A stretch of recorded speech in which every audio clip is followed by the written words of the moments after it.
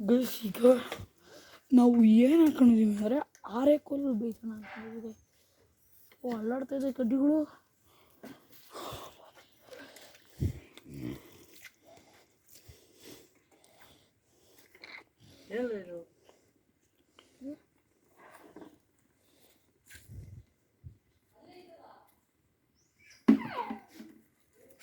ಇನ್ನು ಕೊಟ್ರ ಅಂತ ಈಗ ಶಶ ಬಾಯಿಲ್ ನೋಡು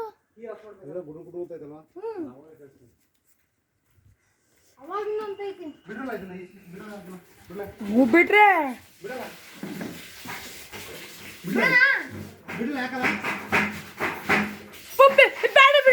ಬಿಡ್ಬೇಡ ಪೇಪರ್ ಇದೆ ಅರ್ಧಾಕ್ತೀನಿ. ಅಪ್ಪ ಬೇಡ ಕಣಪ್ಪ, ನಿಜ ದಳಪ್ಪ ಸರಿಯಾಗಿ ಬಗೆಯುತ್ತೆ.